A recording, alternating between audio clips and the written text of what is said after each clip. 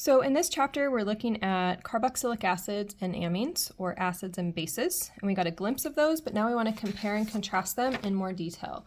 So just to keep the consistent visual cue, our organic acids, we're going to be looking for the COOH functional group, and then for our organic bases, we will be looking for this NH2.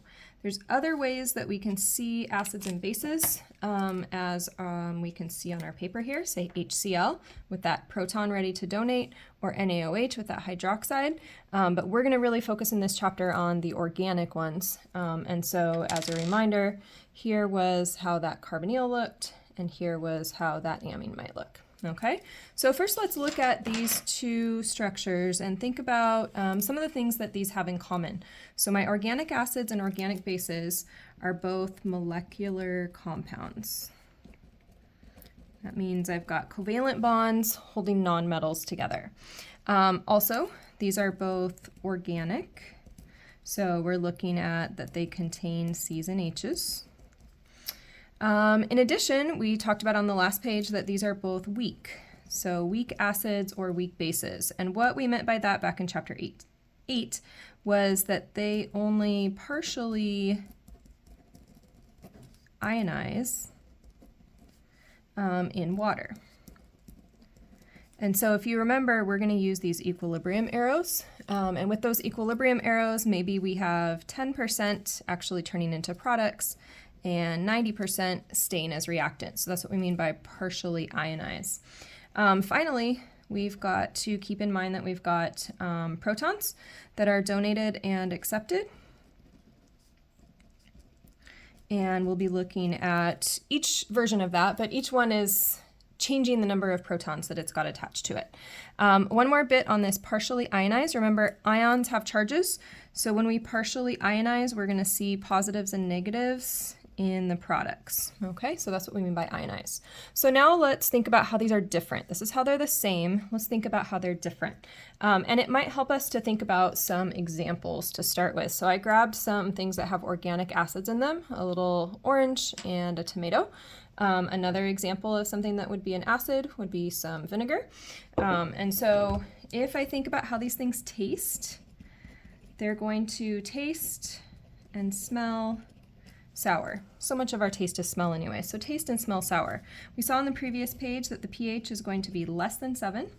Something else we'll talk about in this chapter is neutralizing. So these acids are able to neutralize bases. And then as a reminder, all of our acids are proton donors. And remember, a proton was just an H+.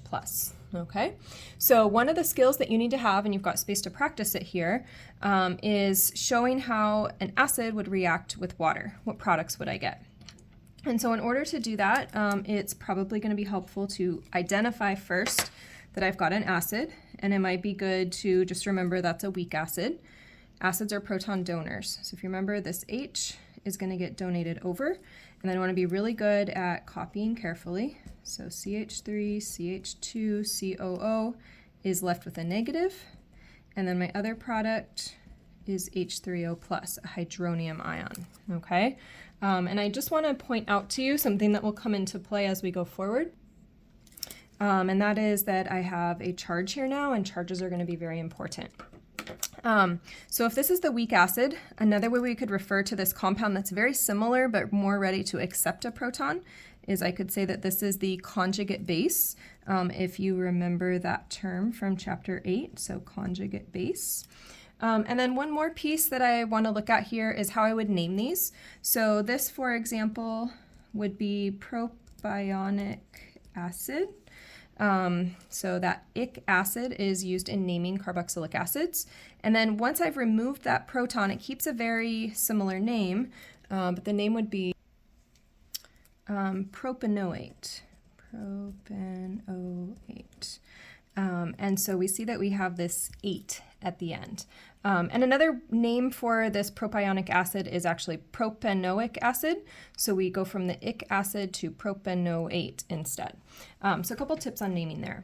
Let's take a look at the bases now, okay? So where would we find bases around? Well, bases are going to taste or smell a few different ways. So fishy, maybe bitter. And they're bitter because in nature, a lot of our organic bases are actually poisonous if you eat them in a really high concentration. So when we think about fish, fish smell is often amines that we're smelling. It's a really strong smell. Or if you have medications around, so I've got some allergy medicine here, when you see this fexofenadine or antihistamine, that's telling us that we've got amines in there. So that INE is something that shows up in the naming. And in fact, this molecule up here is called methylamine. So we can see that ene in the naming there. So in contrasting with over here, instead of pHs that are low, we have pHs that will be greater than 7. Instead of neutralizing bases, bases are the opposite. So these are good at neutralizing acids. When we say neutralize, we mean we're bringing the pH closer to 7. And then these are going to be proton acceptors. And so if you remember on our amines, there's this unpaired bit of electrons, right? So I've got this unpaired pair of electrons, and that's where we're able to have that proton come in and bond onto that empty space in the amine. So we get then what we call a protonated amine.